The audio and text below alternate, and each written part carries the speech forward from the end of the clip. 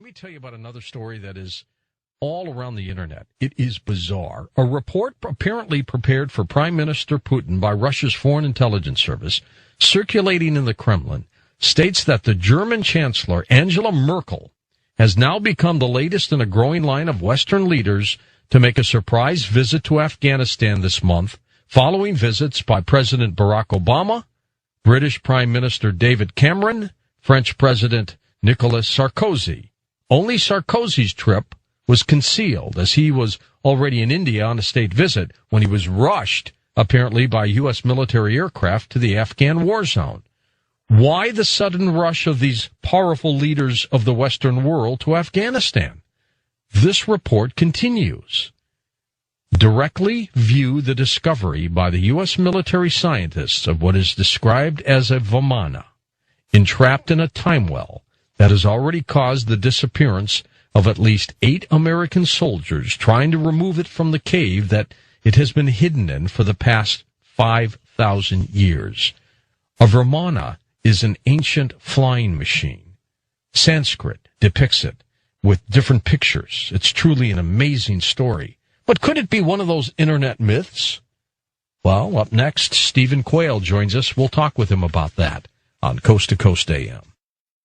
And welcome back to Coast. I'm George Norrie.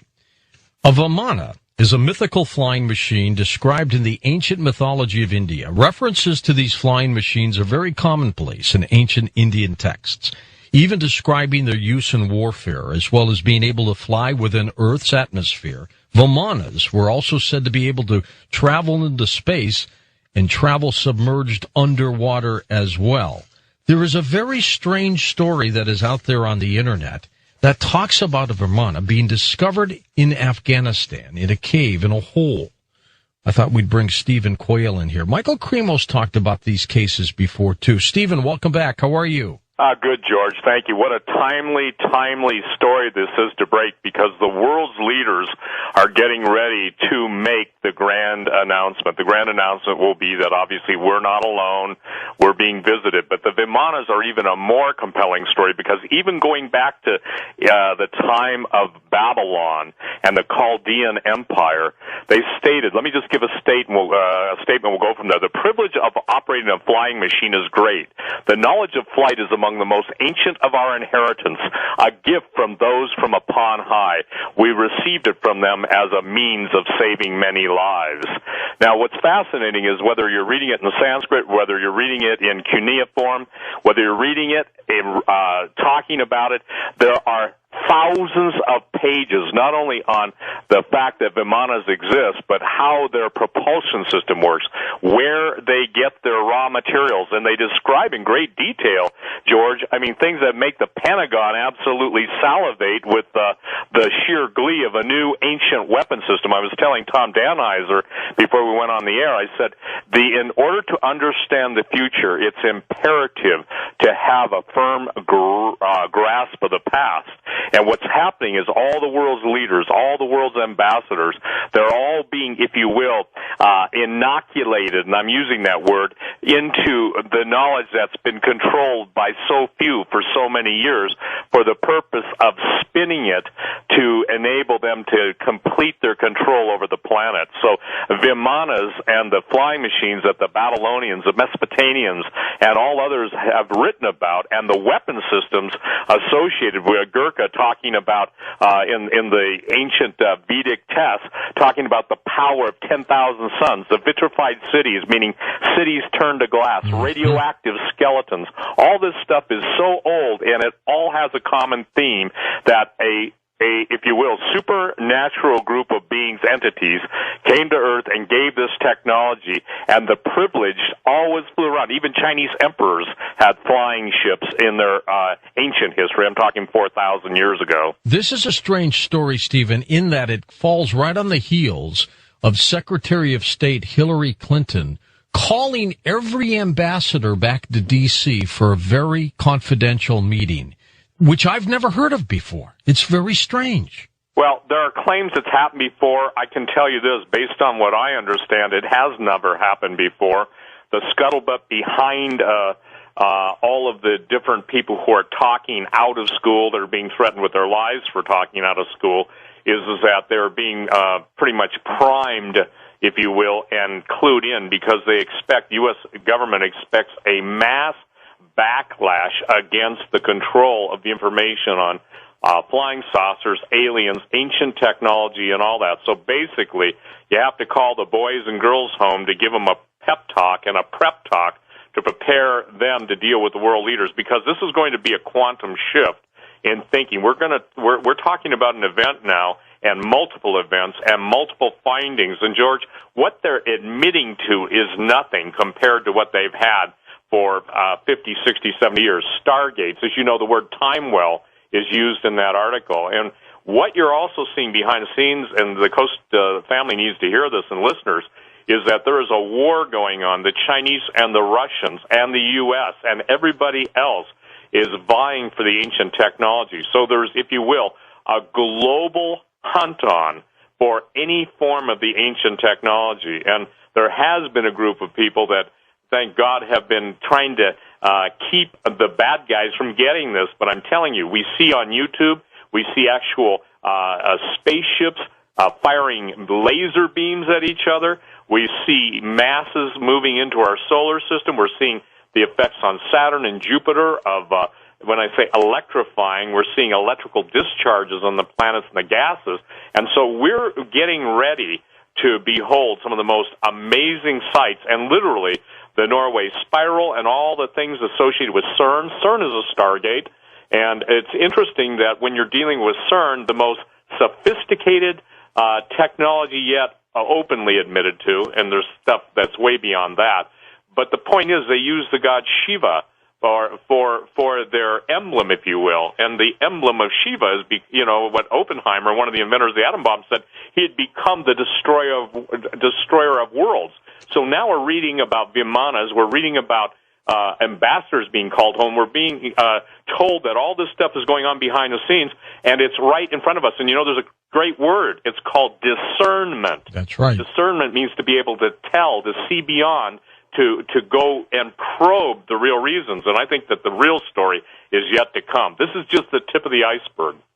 So this story that's all around the internet, which is bizarre, there's no question about it, it's bizarre, that a Vimana is in a cave, it's been hidden for 5,000 years, soldiers have merely disappeared trying to remove it. Can you believe that story? Well, of course I do. Let me share this, and when it's not a question of belief, okay?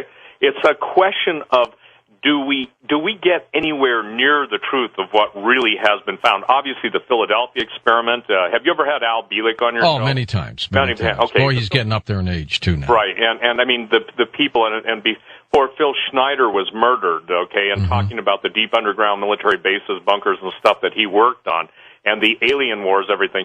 Again, the thing is that we've been so inculcated with basically lies and diversion, and I'd say perversion of the truth, that now that the ancient technology, the webbots are talking about secrets revealed, they're talking about the hidden technology. I think Cliff High uses the word space goat farts, things that are out of the realm of most people's comprehension. And this is one time, George, where everyone's going to have to basically get out of the box, the dumbed-down television, and start to read a little bit of history, just like what you were reading the background on the Vimanas.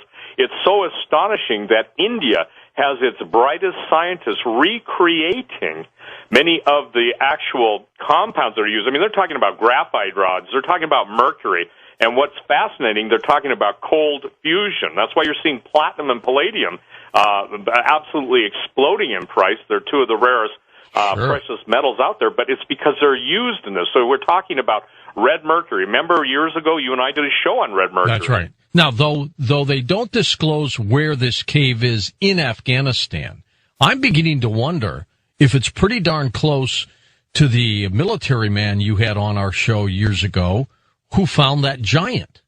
Absolutely. By the way, it's ironic you would say that. I just received an email from him at 9:39 tonight. Okay? That is strange. And so I think your timing is just it's one of those time-based important points.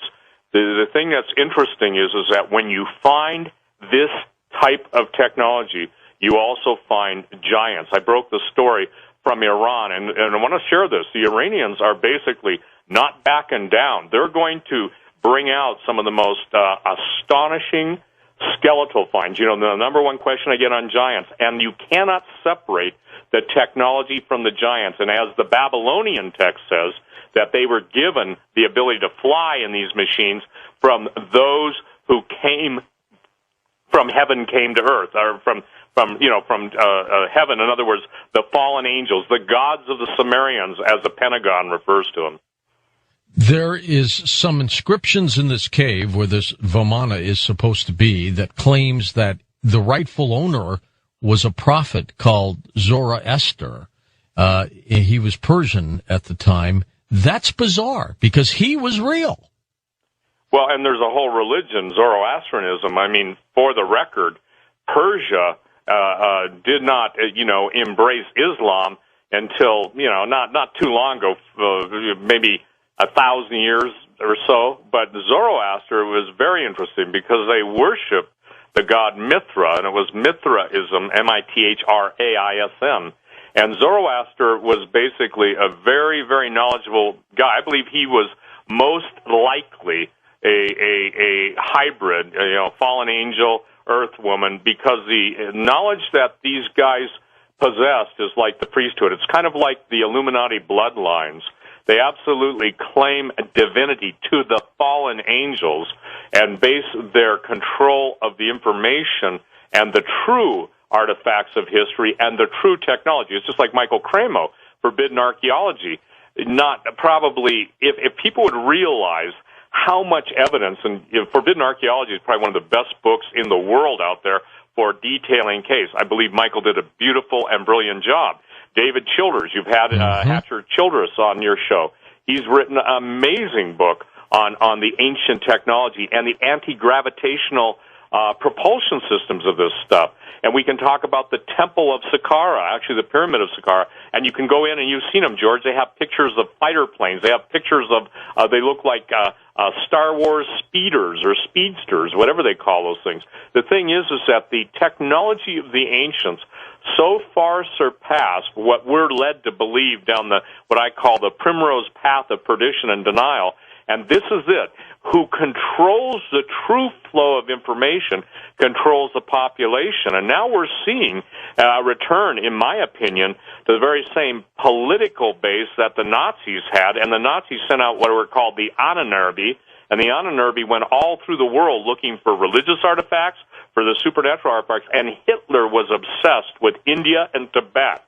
And the scientists, the German scientists, even Dr. Werner von Braun, when he was alive, acknowledged the presence of aliens and star travel.